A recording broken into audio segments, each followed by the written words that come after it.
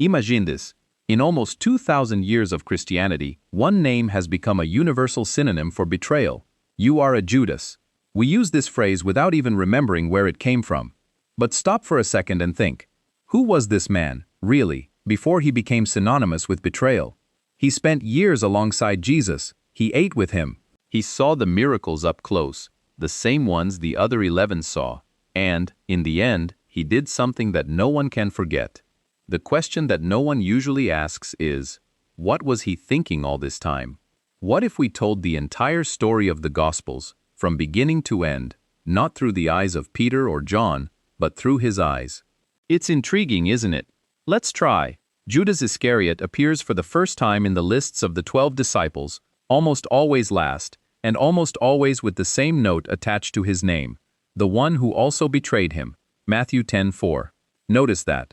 Even before the story truly begins, the text already reveals the ending. It's as if the narrator doesn't trust us to discover things on our own. But if we set aside this distrust for a moment and go back to the beginning, the portrait that remains is that of a man chosen, on purpose, along with the others. Jesus didn't stumble upon him by chance. He called him. Iscariot probably comes from Ishkarioth, man of Kerioth, a city in Judea. This already says something important. While most of the other disciples came from Galilee, a simpler region, further from the political center, Judas was perhaps the only one in the group with roots closer to Jerusalem, to religious power, to money.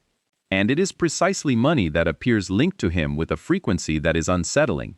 The Gospel of John says, without mincing words, that Judas was responsible for the group's common purse, and adds, in a harsh phrase, not because he cared about the poor, but because he was a thief, and having the purse, he used to help himself to what was put into it. John 12:6. Even before the final betrayal, the text already suggests a pattern: petty thefts, small repeated choices that perhaps paved the way for the big choice. And here we stumble upon one of the most uncomfortable questions in the entire narrative: why? What led Judas to betray Jesus?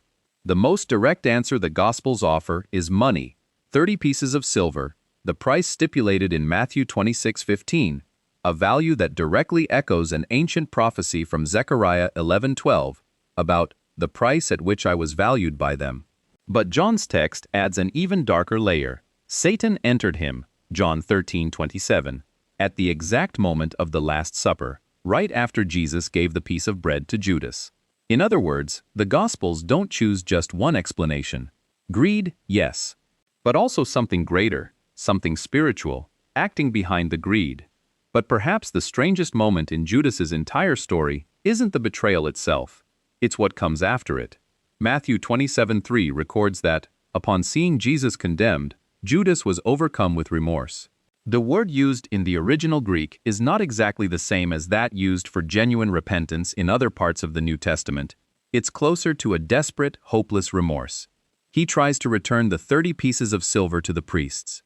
They refuse. And Judas, unable to undo what he has done, hangs himself. Wait, but that doesn't fit with a man who planned everything in cold blood, does it? Someone purely calculating wouldn't feel that kind of remorse afterward. This suggests something more complicated. Perhaps he wasn't fully aware of how far this would lead. And this is where one of the most discussed theories about Judas comes in, outside the direct biblical text but present for centuries in theological debates. Did he expect that Jesus, upon being captured, would finally reveal all his power and forcefully free himself, proving once and for all that he was the Messiah the people were waiting for? A political liberator, not a lamb that lets itself be led without resistance. If this interpretation is correct, Judas wouldn't have betrayed out of hatred. He would have betrayed trying to force God's hand, trying to push Jesus into the role that he, Judas, thought Jesus should assume. And when he realized he had gone terribly wrong, the weight of it crushed him. It's worth noting, this is one interpretation, not an absolute consensus. The biblical text doesn't explicitly confirm this motivation, it only puts together the pieces of greed, spiritual influence, and deep remorse, leaving us trying to assemble the puzzle ourselves. It's uncomfortable because we like simple villains, easy to label. Judas resists this. There's another detail that few people stop to notice. Jesus knew. He knew from before. In John 6:70-71, well before the Last Supper, Jesus already says to the disciples, Did I not choose you, the 12? Yet one of you is a devil. And yet, he continued walking beside him, eating with him, washing his feet at the Last Supper, the same gesture of service he offered to all the others, without exception. He didn't receive special treatment reserved for the traitor. He was treated, until the end, like any other of the 12. Does this change anything in how we see this story? I think so. If we reconstruct the entire Bible from Judas's perspective, from the calling by the lake, through the years of miracles witnessed firsthand, the responsibility for the group's money, the small wrong choices that were perhaps bigger than he himself realized, to the night of the betrayal and the final despair, what remains is not just the story of a traitor. It's the story of a man who had the same access, the same invitation, the same miracles before his eyes as Peter, John, and all the others, and chose, step by step, a different path. And perhaps that's what's so unsettling about Judas's story. It's not about an outsider monster. It's about someone from the inside. Because, like it or not, this is a question that crosses the mind of anyone who has ever truly had faith.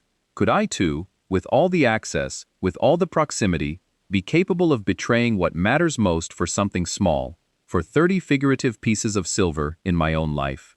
So the question remains for you. Do you think Judas was, deep down, evil from the beginning, or a man who gradually lost his way, decision by decision, until he could no longer turn back? Comment below with your opinion. I really want to know what you think about this, and I'll see you in the next video.